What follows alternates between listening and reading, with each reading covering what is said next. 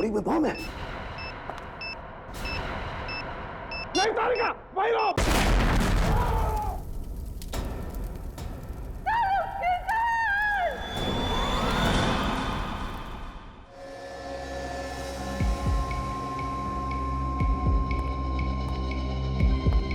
बहुत देर हो गई है।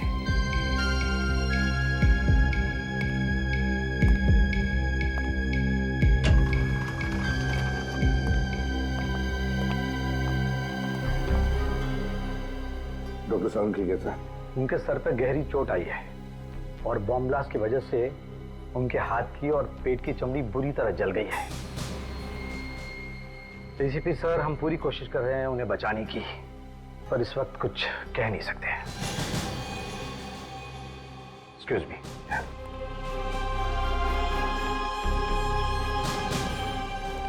ये सब मेरी गलती है। फोन पे बात करने लैब से बाहर चली गई। मुझे डॉक्टर शाहरुख को अकेला नहीं छोड़ना चाहिए था। तारिका, इसमें तुम्हारी कोई गलती नहीं है। ये तो एक जाल बिछाया हुआ था। सच। हाँ तारिका, इसमें तुम्हारी कोई गलती नहीं है। वो बॉम्ब जानबूझकर उस लाश के पेट में लगाया गया था और फिर उस लाश को जंगल में ऐसी जगह पे डाला गया जहां पर किसी की भी आसानी से नजर पड़े और फिर वो लाश हमारे पास आए। मतलब कोई जानबूझ के सीआईडी के पीछे पड़ा है सर? मुझे तो लगता है सीआईडी से ज्यादा साळुंखे को निशाना बनाया जा रहा है। साळुंखे को। बॉम्ब ब्लास्ट होने से पहले तारिका, कोई खास सुराग मिला था? हाँ सर। क्या मिला था? वो लाश पर मिली मिट्टी का सैंपल, वो जंगल के मिट्टी के सैंपल से अलग था जहाँ से लाश मिली थी। मतलब उस आदमी को कहीं और मारा गया और फिर ट्रेकिंग स्पॉट पे उसकी लाश बाद में डाली गई। हाँ, कोई और सबूत बचा है डॉक्टर तारिका? बस लाश के अलग अलग टुकड़े। तो फिर तारिका, ये जितने भी अलग अलग टुकड़े बचे हैं ना, उनमें से सुराग निकालने की कोशिश करो, ढूंढो अच्छी तरह से। जिसने भी साळुंखे की जान के साथ खेला है तो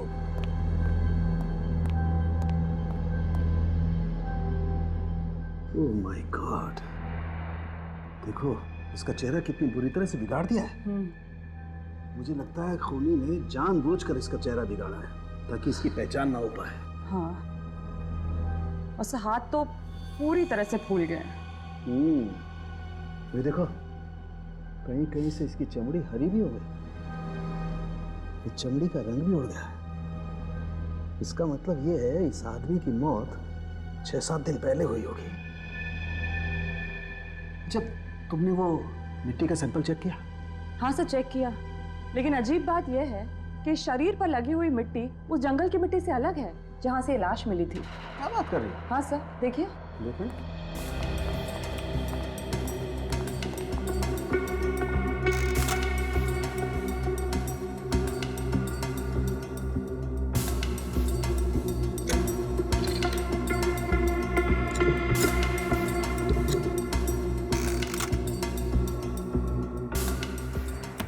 यस, ये कैसे हो सकता है?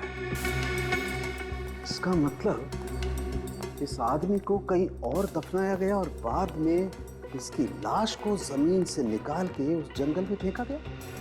हाँ सर, हो सकता है। सर, जमीन के अंदर कम ऑक्सीजन होने की वजह से कीटाणु बढ़ने की प्रक्रिया बहुत धीरे हो जाती है। शायद इसी की वजह से इसकी लाश भी पूरी तरह से सड़ी नहीं है। बिल्कुल तारिका, देखते हैं और क्या बताती है लाश हमें। एक मिनट।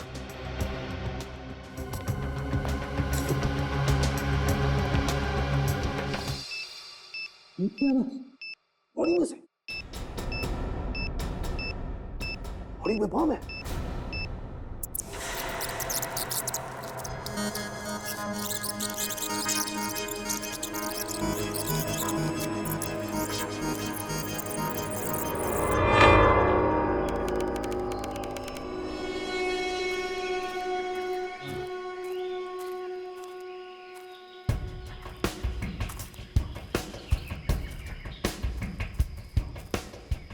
अरे चलो यार, ट्रैकिंग पे आए हो या गार्डन में सैर करने? हिरन की चाल चलो, हाथी की नहीं। कब से ट्रैकिंग करवा रहे हो?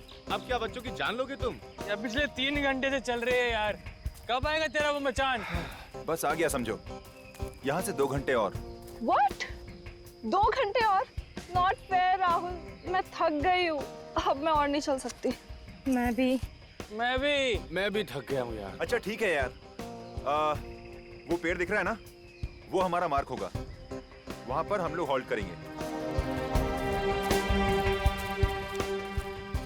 यार ये राहुल में तो कमाल की ताकत है। रास्ता भी बाय हार्ट है इसको। पिछले 5 साल से ट्रैकिंग पे आ रहा है, अब तो प्रोफेशनल हो गया है वो। ओह,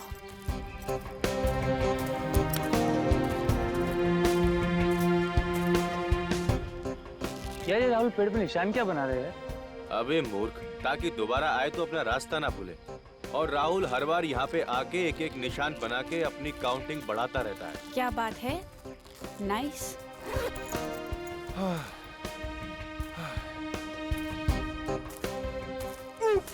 अरे क्या है ये?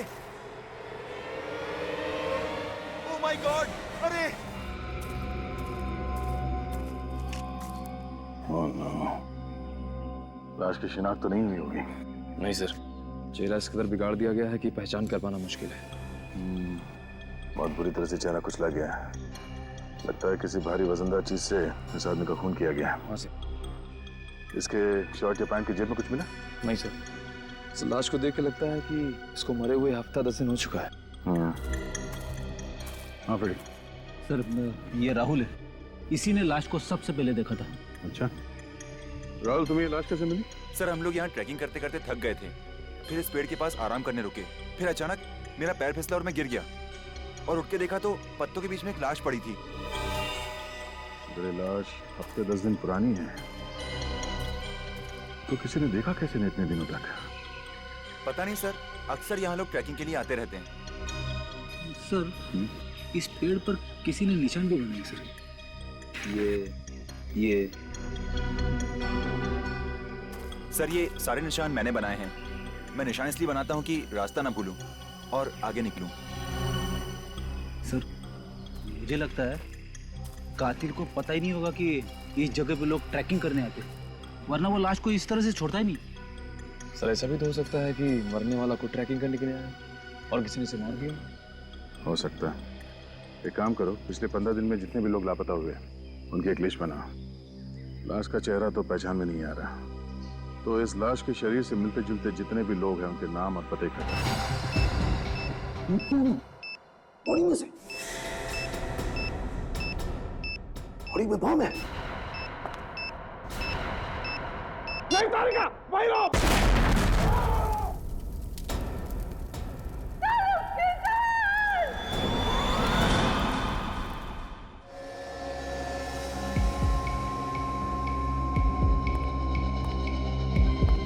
बहुत देर हो गई है।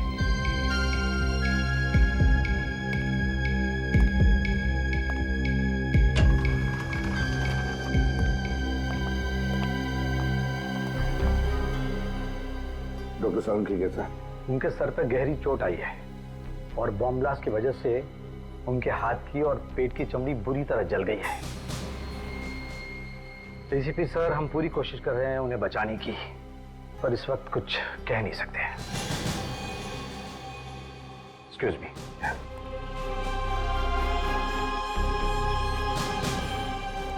ये सब मेरी गलती है। फोन पे बात करने लैब से बाहर चली गई। मुझे डॉक्टर सारूके को अकेला नहीं छोड़ना चाहिए था। तारिका, इसमें तुम्हारी कोई गलती नहीं है।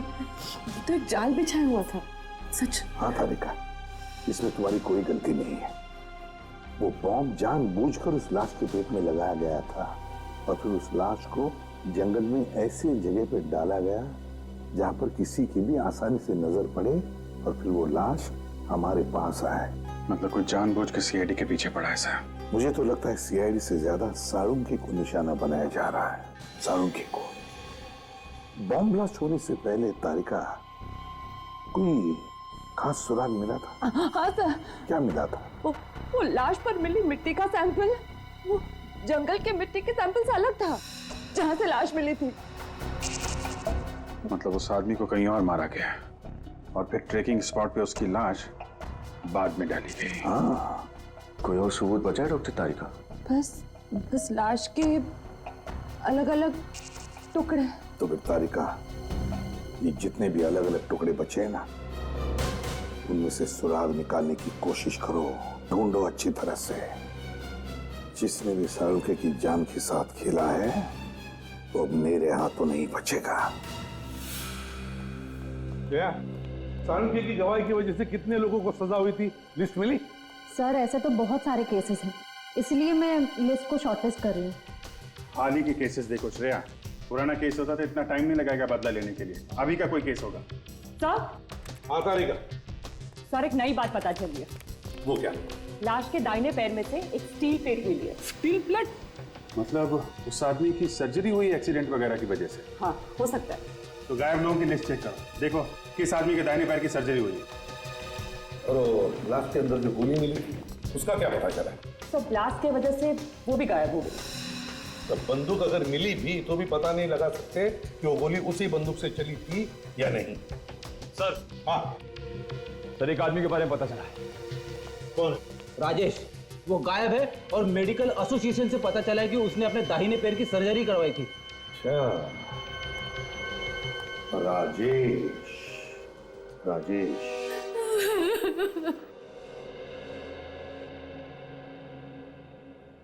क्या आपको पूरा यकीन है सर कि वो राजेश ही है? जी, उसी की लाश मिली है हमें। ये कैसे हुआ सर? किसने मारा मेरे बेटे को? हमारी तहकीकात चल रही है। आपको किसी पे शक है? नहीं सर, मुझे किसी भी शक नहीं। राजेश का कोई दुश्मन, किसी के साथ झगड़ा हुआ हो, कोई बदला लेना चाहता हो उससे? राजेश अपने काम से मतलब रखता था, झगड़ा तो दूर की बात है, वो किसी से बात तक नहीं करता था। बहुत खुददार था मेरा बेटा, अपने पापा के खुशहाल बिजनेस के साथ जुड़ सकता था, लेकिन नहीं, उसे अपनी मेहनत से अपनी नई पहचान बनानी थी। अच्छा, आपने उसे आखिरी बार कब देखा था? 7 दिन पहले, 30 तारीख को। अच्छा, आपने कहा कि वो अपनी अलग पहचान बनाना चाहता था, तो काम को लेके कोई टेंशन था उसे? हाँ, काम के मामले में तो अक्सर वो टेंशन में रहा करता था। वो बहुत दिनों से प्रमोशन की ताक में था। उसने बहुत मेहनत भी की थी आगे बढ़ने के लिए, लेकिन उसके ऑफिस में एक लड़की काम करती थी, उसे भी प्रमोशन चाहिए था। राजेश बहुत चिंतित हुआ कि अगर उस लड़की को प्रमोशन मिल गया तो उसकी बारी अगले साल ही आएगी। अच्छा, उस लड़की का नाम क्या है आपको पता है? सुष्मिता नाम था उसका। कहीं आप ये तो नहीं कहना चाहते हैं कि प्रमोशन की लालच की वजह से मैंने राजेश का मर्डर किया? काफी समझदार हैं आप गलत समझ रहे हैं, ये सच नहीं है। तो सच क्या है आप हमें समझा दीजिए।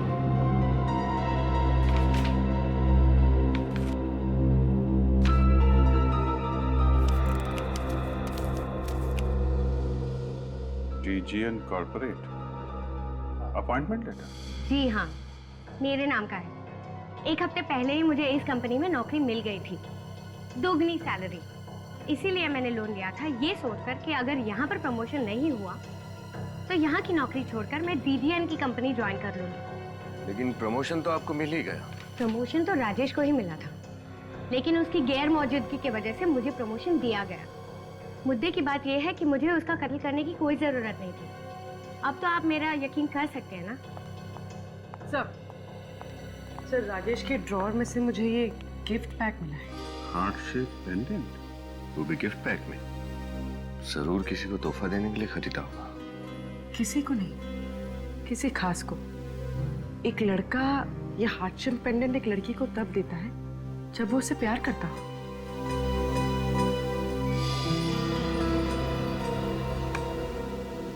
सुष्मिता जी, आपको कुछ अंदाजा है कि राजेश किसी से प्यार करते थे? जी मुझे नहीं पता।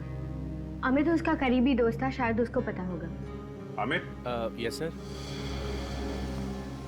मिस्टर अमित, आप बता सकते हैं कि राजेश की कोई गर्लफ्रेंड थी? सर यकीन से तो नहीं कह सकता, लेकिन मुझे लगता है कि बॉस की सेक्रेटरी सुजैन के साथ उसका अफेयर चल रहा था। सुजैन? सुजैन जी, हम समझ सकते हैं आप पे क्या बीत रही है। आप प्लीज अपने आप को संभालिए। पूछिए, क्या पूछना चाहते थे आप? जिस रात राजेश गायब हुआ उस दिन आपकी उससे बात हुई थी? ऑफिस में लंच ब्रेक पे मिले थे, कुछ 10 मिनट के लिए। डिसाइड किया था कि शाम को हम मूवी जाएंगे और डायरेक्ट मूवी थिएटर के बाहर मिलेंगे, ऐसा तय किया था। मैं 1.5 घंटे तक वेट करती रही, वो नहीं आया। आप दोनों एक ही ऑफिस में काम करते थे, फिर अलग अलग जाने का प्लान बनाया आपने, क्यों? मुझे कुछ काम था, इसलिए मैं घर जल्दी निकल गई थी और राजेश घर जाके चेंज करना चाहता था, इसीलिए। अच्छा, आप और राजेश अकेले फिल्म देखने वाले थे या कोई और भी था आपके साथ? मेरे कुछ दोस्त भी आए थे। क्या लगता है आपको, कौन कर सकता है राजेश का खून? पक्का नहीं कह सकती, लेकिन नहीं, रहने दीजिए, मेरा अंदाजा गलत भी हो सकता है। देखिए, आप घबराइए मत। आपको जो भी मालूम है आप हमें बता सकती हैं। मेरा एक्स बॉयफ्रेंड राहुल। राहुल?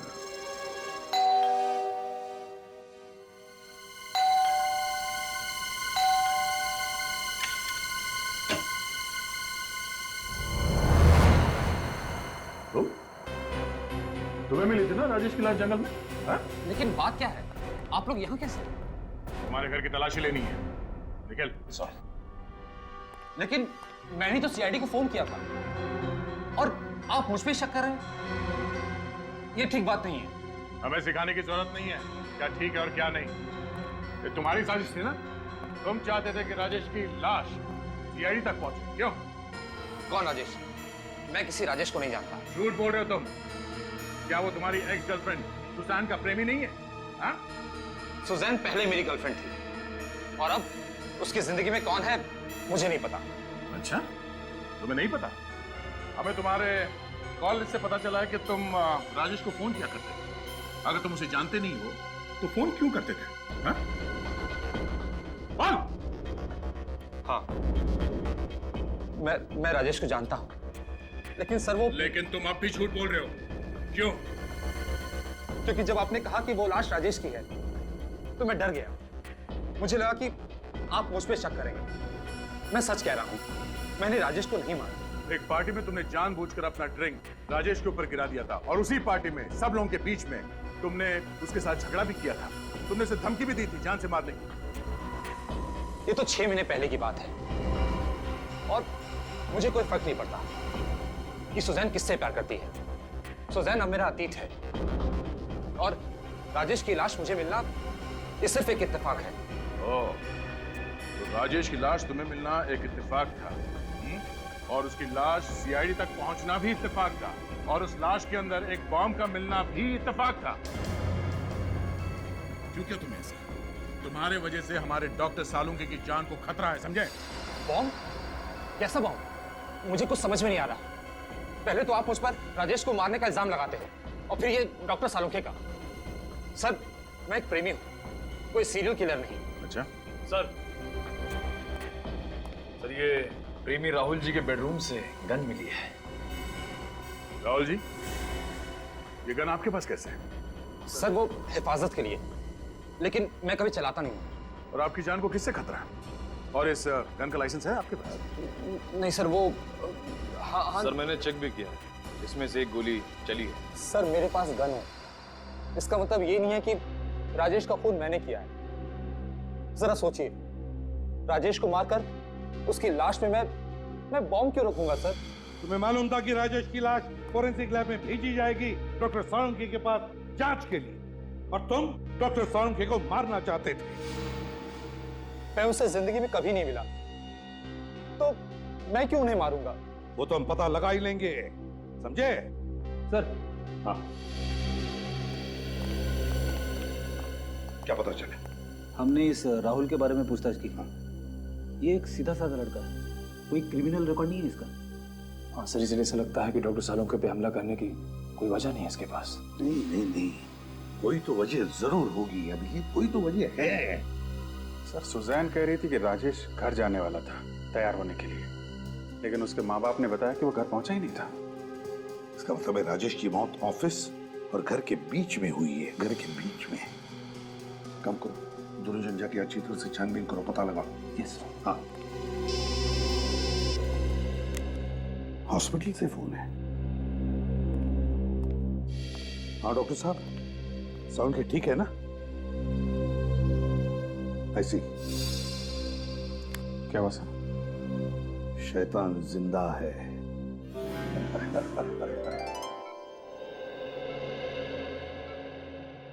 क्यों सालुंके, कैसा है? यार मैं तो डर गया था, मुझे लगा कि तू बादलों में चला गया। इतनी आसानी से तेरा पीछा नहीं छोड़ूंगा मैं वृद्धिमान। अच्छा एक बात बताओ, कैसे चल रही है तुम लोगों की तहकीकात? ये लो अभी ये देखा, ये नहीं सुधरेगा। अबे आराम कर, नहीं तो रिटायर ही हो जा। देख प्रद्युमन, बड़ा भाई मैंने तुझे माना, तो तुम बताओ अभिजीत, रिटायर किसे होना चाहिए? बताओ ना, कैसे चल रही है? बताता हूँ यार, हमें शक है राहुल पर, और राहुल का कोई क्रिमिनल रिकॉर्ड नहीं मिल रहा है। मैं तो किसी राहुल को जानता ही नहीं। वही तो, जब हमने कभी राहुल को गिरफ्तार ही नहीं किया तो फिर वो आप पे हमला क्यों करेगा? वही तो, अब राहुल के घर से हमें एक गन मिली है। राजेश की मौत हुई गोली चलने की वजह से। नहीं प्रद्युमन, तुम इस गन के चक्कर को तो भूल ही जाओ। क्या मतलब? मतलब ये है कि वो गोली हम लोगों को गुमराह करने के लिए चलाई गई है। मतलब खुदी ने पहले उसे मार डाला और फिर गोली चलाई? हाँ बॉस, उसके मरने के कम से कम 3 दिन के बाद लाश पर गोली चलाई गई। क्या? मरने के 3 दिन बाद? हाँ विजीत। ऐसा कोई क्यों करेगा सर? और अभिजीत, अगर गोली उसके मरने के 3 दिन बाद चली है तो फिर इस राजेश की मौत हुई कैसे?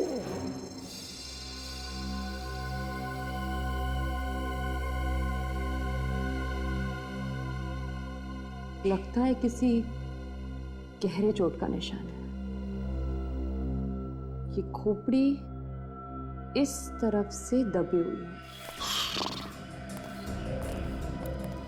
सर एक और सुनसान इलाका है जो राजेश के घर और ऑफिस के बीच में पड़ता है। बाकी सब जगह पर तो देख लिया हमने, अब बस यही एक सुनसान इलाका बचा है। इसके आगे तो बिल्डिंगें शुरू हो जाती है, जहाँ पर सुबह शाम लोगों की भीड़ होती है। और सर अगर इतनी भीड़ में खूनी हमला करता तो कोई ना कोई उसे देख लेता। निखिल, हमें इसी एरिया को अच्छी तरह से छान मारना है।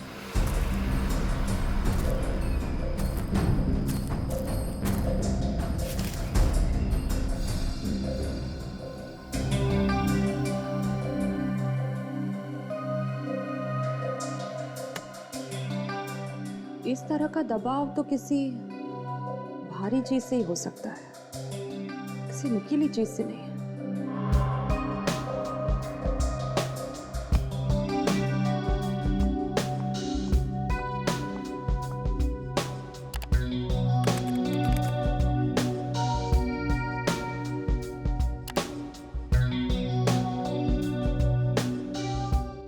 यस। हाँ तारिका, क्या मिला? सर ये देखिए, ये राजेश की खोपड़ी, ये यहां से दबी हुई है।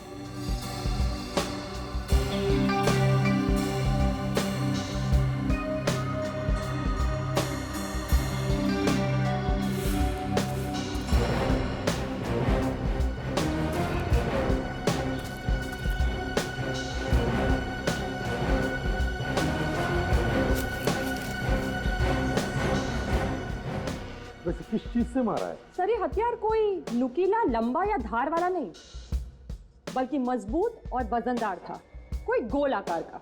पत्थर। क्यों सर?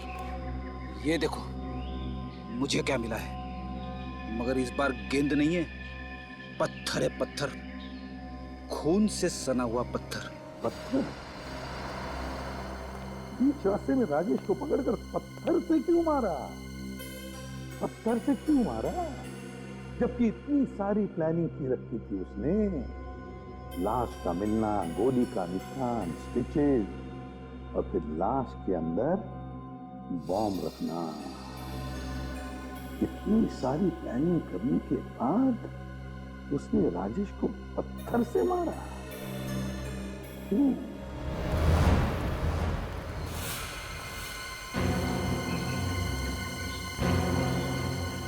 ये जगह देखो निखिल, यहाँ की मिट्टी जमी हुई नहीं है, लगता है इसे हाल ही में खोदा गया है।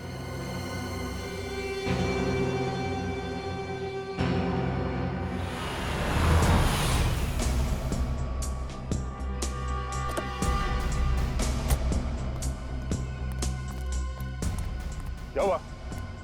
क्या मिला आप लोगों को? सर, वहां से हमें खून से सना हुआ पत्थर मिला सर। राजेश के सिटी स्कैन की रिपोर्ट के मुताबिक वो पत्थर करीब इतना ही बड़ा और ऐसे ही आकार का था जिससे राजेश की मौत हुई। और ये देखिए सर, यहाँ पे शायद मिट्टी खुदी हुई है। हाँ, लगता तो कुछ ऐसा ही है। अगर राजेश की लाश पहले यहाँ पे दफनाया गया है तो जरूर कोई ना कोई सुराग तो मिलेगा।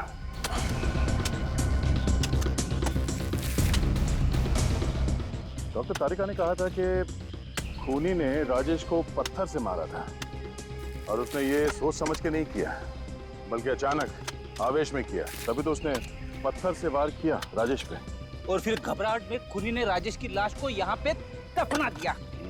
और जल्दबाजी में हमेशा की तरह गुनहगार कोई ना कोई सुराग तो छोड़ता ही है। सर, सर,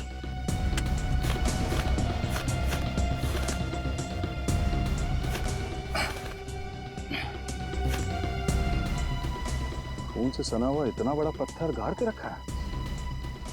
अब समझ में आया, खूनी ने पहले राजेश के सर पे इस पत्थर से मारा जिसकी वजह से उसकी मौत हो गई, और फिर उसकी लाश को यहाँ पे गाड़ दिया और इस बड़े पत्थर से उसका चेहरा बुरी तरह से कुचल दिया ताकि कोई उसे पहचान न सके।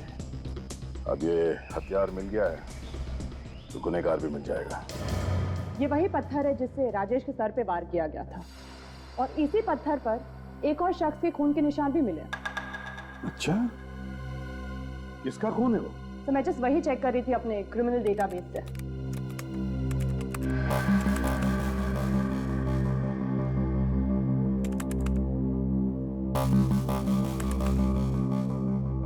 सर ये देखिए।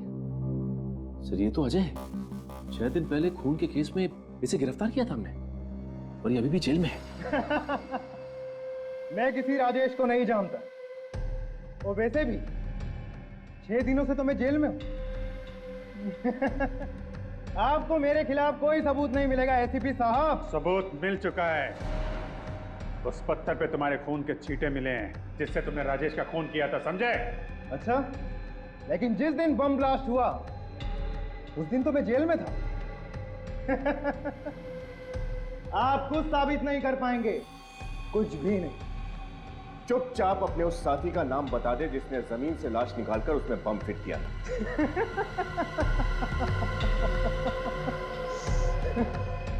मैं कुछ नहीं बताऊं।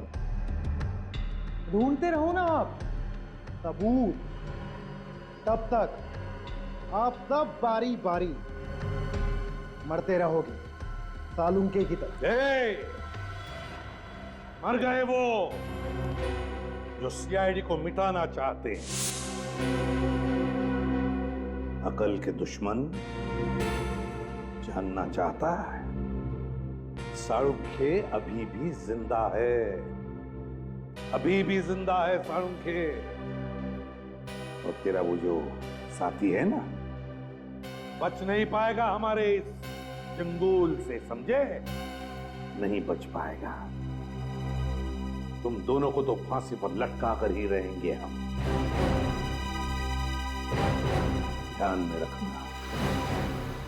सर, इस अजय के बारे में हमने छानबीन की थी। इसका कोई परिवार नहीं है, ये शादीशुदा भी नहीं है। तो कौन है जो इसकी मदद कर सकता है? एक बार बताओ, इस अजय के साथ सेल में कोई कैदी था या यहाँ आसपास किसी कैदी से बात करता हो जो हाल में ही रिहा हुआ? संजय नाम का कैदी उस सेल में था सर, 4 दिन पहले ही रिहा हुआ है।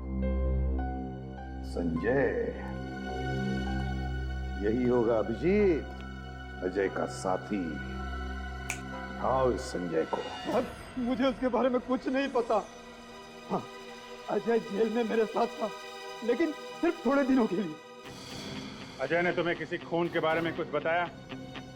नहीं सर, बिल्कुल नहीं। वो तो मुझसे बात भी कम करता था। झूठ! केलर साहब ने बताया कि तुम दोनों की अच्छी दोस्ती थी। 4 दिन पहले तुम जेल से छूटे हो और 3 दिन पहले राजेश के बॉडी में बॉम्ब फिट किया गया था। हमें लगता है वो बॉम्ब तुमने ही लगाया था। मुझे सर कुछ नहीं पता। जेल से छूटने के बाद मैं सीधा सुधार केंद्र को चला गया। आप चाहे तो वहाँ पूछ सकते हैं, मैं रात वही था सर। क्या अजय ने तुम्हें जेल से छूटने के बाद कोई काम दिया था? हाँ, एक छोटा सा काम दिया था। कैसा काम? सर, एक लिफाफा को पोस्ट करने के लिए बोला था। मुझे लगा चिट्ठी है, इसलिए मैंने हाँ कह दिया, लेकिन उसमें क्या लिखा हुआ था मुझे कुछ नहीं पता था। अच्छा, तो फिर लिफाफे पर क्या पता लिखा था वो तो याद होगा तुम्हें।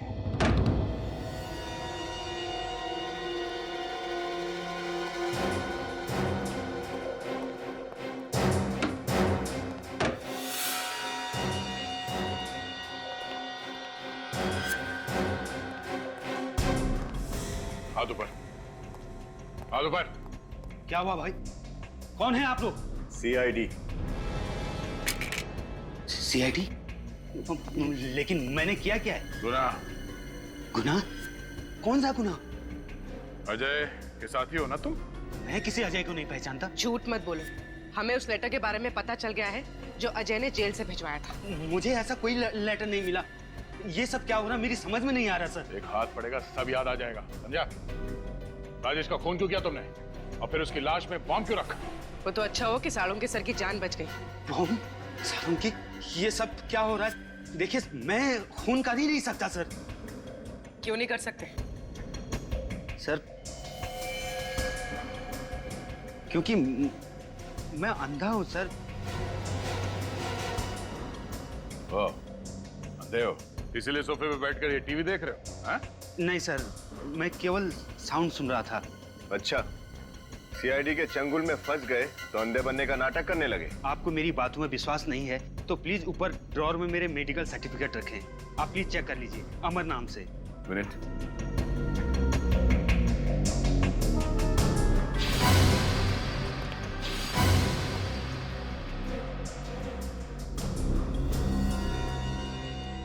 कैसे हुआ ऐसा? वो कुछ समय पहले मेरा एक्सीडेंट हो गया था सर, जिसमें मेरी दोनों आंखें चली गई। सर, अगर ये पढ़ नहीं सकते तो फिर अजय ने इन्हें लेटर क्यों भेजा? लेटर? लेकिन मुझे तो कोई लेटर नहीं मिला सर। अच्छा, जरा घर की तलाशी लेना। सर। सर। हाँ? Medical certificates.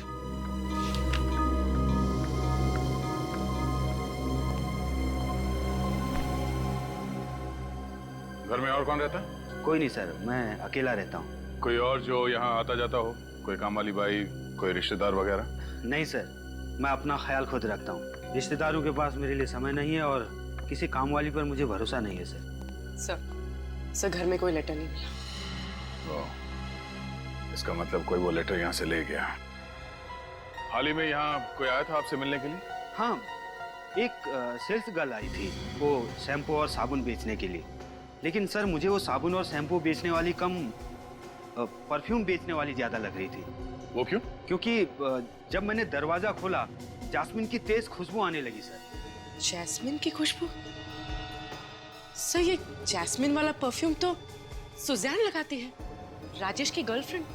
मतलब सर, सुजैन यहाँ सेल्स गर्ल बनकर आई और वो लेटर लेकर चली गई। और उसे पता था कि मिस्टर अमर देख नहीं सकते।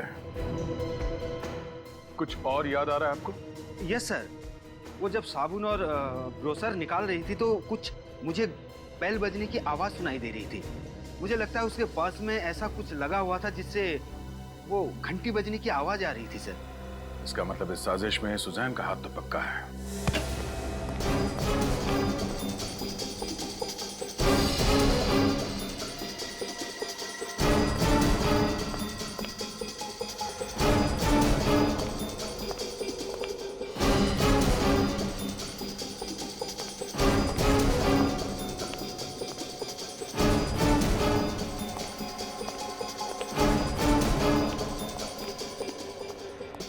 सिर ऊपर कोई भी नहीं है। मैं भाग गई। पूर्वी, अमर को अंदर लेके आओ।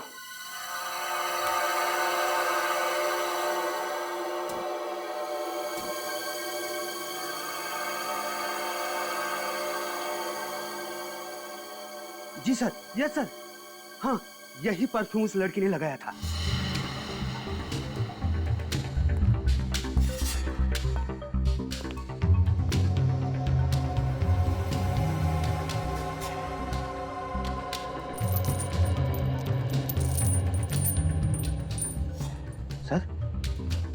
सर उस दिन वो जो लड़की आई थी उसके पास से भी ऐसी ही आवाज आ रही थी सर।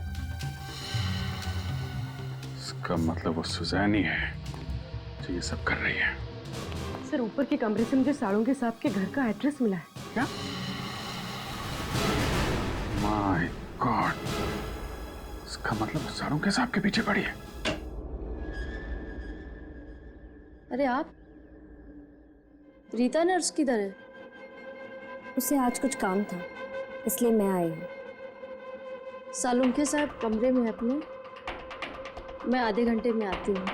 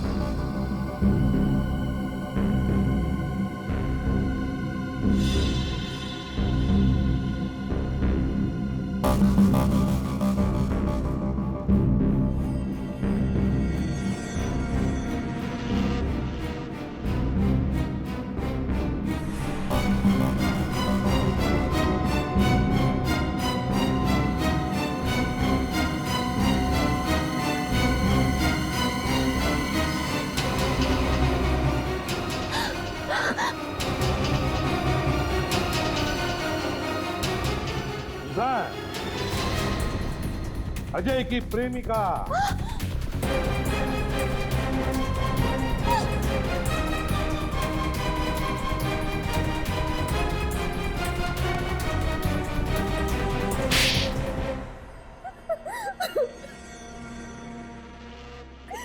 बताओ सुजान, क्यों किया तुमने ये सब? क्योंकि मैं अजय से प्यार करती थी। और राजेश? राजेश मुझसे प्यार करता था, तू मेरे पीछे पागल था। तो फिर राजेश को मारा क्यों? तुमने और अजय ने मिलकर? हाँ? मैं और अजय शादी करना चाहते थे, लेकिन हमारे पास पैसे नहीं थे। जब मुझे पता चला कि राजेश के परिवार वाले बहुत अमीर हैं, मैंने ये बात अजय से कही।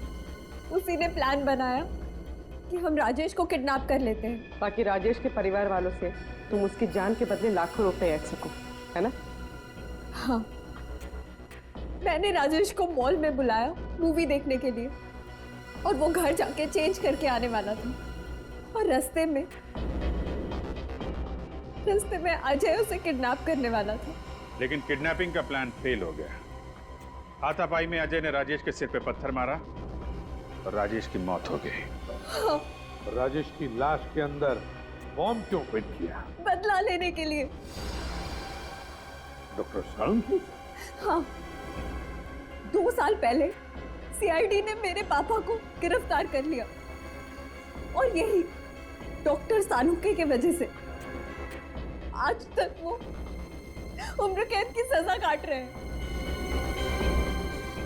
और जब कुछ दिन पहले सीआईडी ने अजय को भी गिरफ्तार कर लिया तो मैंने ठान ली, बदला लेने की ठान ली। और एक गलती हो गई तुम लोगों से। संजय के जरिए अजय ने अमर के यहाँ वो चिट्ठी भेजी तुम्हारे लिए। हाँ, अमर अंधा था, इसीलिए हम उसके घर पे चिट्ठियां भेजकर एक दूसरे से बात कर सकते थे। मैंने तो सब प्लान किया था, लेकिन तुम भूल बैठी कि जब तक केस सुलझता नहीं हम सीआईडी वाले चैन से बैठते नहीं। अपने पिता की गलतियों से भी तुमने कुछ नहीं सीखा। 2 जुर्म किए तुमने, डॉक्टर सारुंखे पर जानलेवा हमला और राजेश का खून। तुम्हें तो अब शायद फांसी ही होगी।